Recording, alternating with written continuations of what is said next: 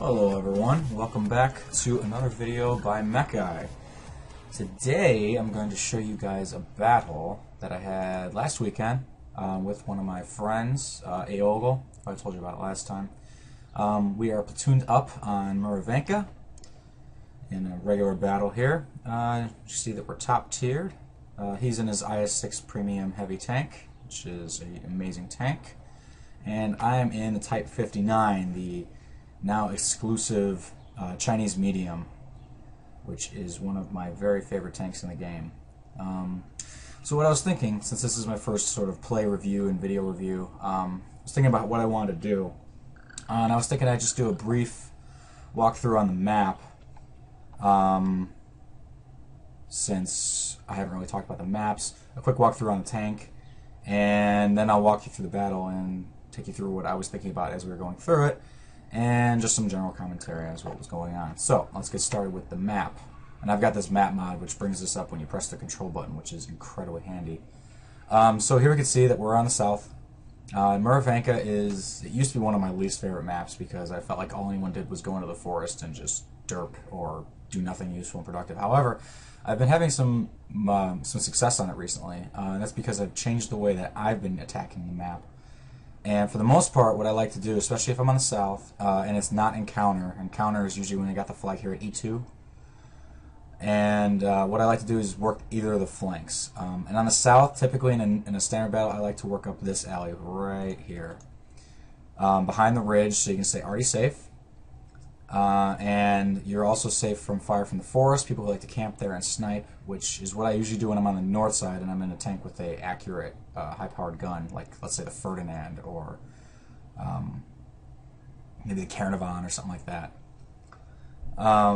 So what you're going to see is Adam and I, Aogle, work up this ridge and try to push them back slowly, and just try to keep the continuous pressure on them. And I believe they push pretty hard in the forest. I haven't watched this video in a while, but I believe they try to push pretty hard through the forest, and our team doesn't really fare so well in there. But you'll see how that works out. You do need some people to go either here, camp at the hill, to just stop people from just pushing through, because the forest is really, to me, really, the forest is the advantage to the north because it's closer, and the camouflage protection really affects them more there, not so much the south. You're exposed on the way getting there, you're exposed if you crest the hill, you're exposed if you even get to the edge of the forest and they're in there camping. They can be right in front of you, we won't see them, and they'll see you when you get in. And they almost always put a scout hiding over here at F0, you know, just waiting to catch people as they pop out. So that's the strategy for the map that you're going to see employed. Now, the tank, Type 59, is a Chinese medium that has excellent armor. It's sloped in a good way, that if you angle it, it's very powerful. Obviously, the lower... I can't do that because of the map mod, but the lower glacis obviously is a weak spot, like it is on every single tank. The front armor is pretty beefy. If you're going to aim at it, you should aim at the upper hull. The lower hull, where those tow hooks are, it's usually going to bounce unless you're looking at like a tier 9 a top gun or a tier 10 gun. You can aim at the hatches on the top, but they're very difficult to hit because they do have some slope and they're just very tiny. You can also aim at the sides. You just got to miss the tracks because the tracks do absorb pretty well in Type 59, which is very frustrating, especially to at or lower tier players in tanks. But the side hull, or sorry, the side turret is very weak, and the ammo rack is there, and I have seen ammo racks happen a million times by people getting shot in the turret in the side or the back. The back is, you just don't want to get shot with the turret in the back.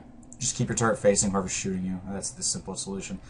You'd rather take that shot in the hull rear and, you know, get your engine knocked out or something than take an ammo rack.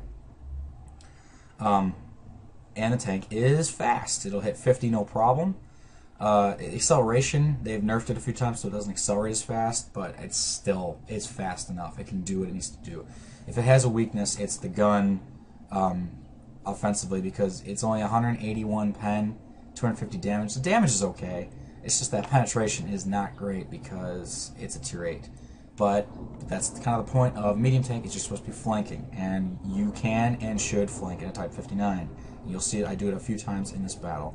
I do have a couple premium rounds loaded that gets you 240 pen, which is like a tier 9 guns pen, like let's say on the E75 or the VK, or the 30 for that matter.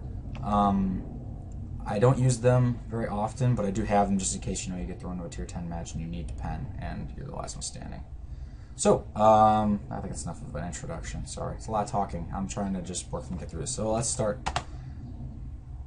with the actual battle. Make sure that maps up nice and fast for you. Alright.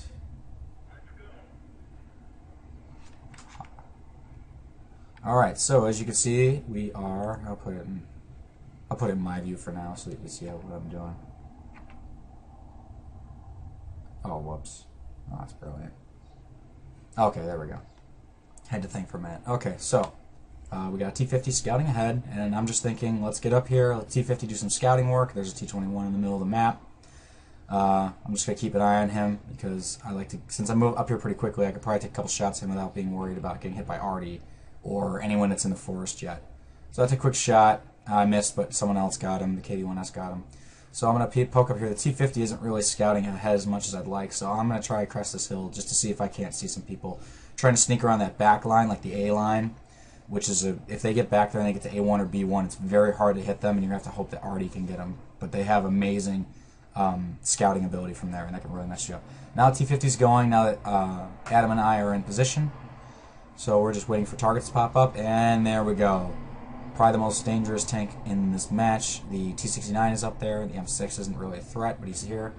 There's the Su-44 who's trying to go up the A line, and we caught him. And he didn't get there. So that was great, because you don't want a big TD to be back there sniping at us while we're trying to work on the hill over here.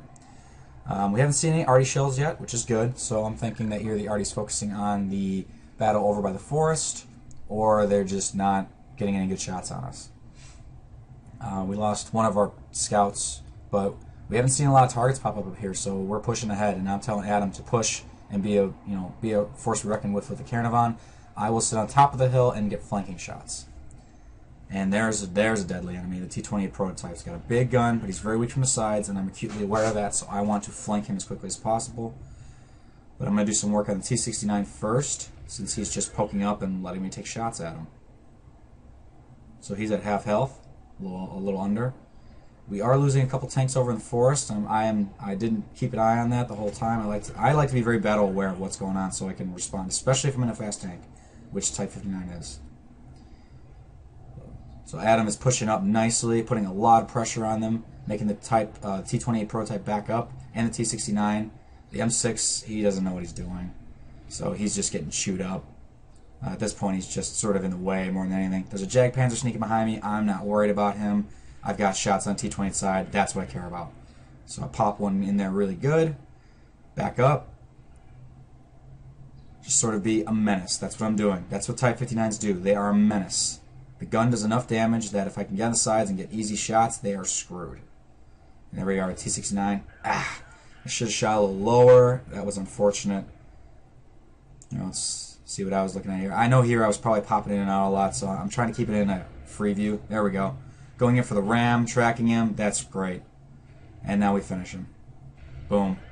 And he didn't really do much of anything. Adam's still at full health. I'm still at full... Well, I took a couple hits. Or Karen took a couple hits. But we're still all in really good shape. And most of their team is now dead. I mean, and that was just because Adam acted as the brute force, taking everyone's attention off of me so I could flank and just tear them apart from the sides. And it works every time. When you're in a platoon, if you have a Type 59 player there, you just gotta work as a team and let other people take the attention off you, and you get in there and you just raise hell. That's what Type 59s do, and that's why I love this tank. Right here I was a little stupid. I drove around the edge of the forest, driving straight in and or waiting for cover, and I didn't know this. I forgot the low was there. I don't know, but that was foolish of me. I kind of figured we had the match in hand, so I just sort of ran out and did whatever I felt like doing. And lo and behold, I'm getting really chewed up.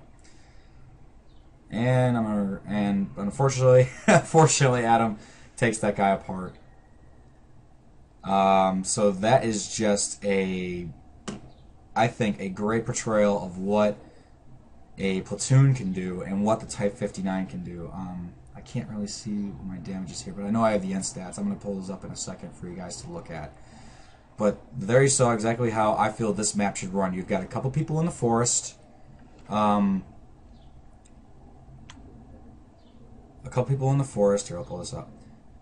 You got a couple people in the forest over here to hold the edge, make sure that no one can pop through and just flank and tear up your arty. And then you have the heavy tanks all come up through here and just push them back. And then you have a flanking tank to come in and just tear them apart in the city. You've got arty cover. You've got cover from the forest. If people are in the middle of the city, they shouldn't be there, and they'll probably get killed because everybody can see you. This is not a big map. That's what you have to keep in mind. This map isn't big enough to really hide from anybody if you're in the middle. The only place you can hide is behind the hills and in the forest. And I'm sorry, but hiding in the forest is not going to win you the game. I'm sure you'll see another battle where I have sat in the forest, and I do what I can, but when there's a time to push, you gotta push. And if you're getting flanked from the 1-2 line from the south, then you either need to respond or you need to push. So, and all Adam and I did was respond to what situation was thrown at us, and as a result, I mean, we only lost 4 tanks. That's awesome. That's a crushing defeat. So, I'm gonna pull up the endpoint so you guys can see the results for it, and we'll finish this up.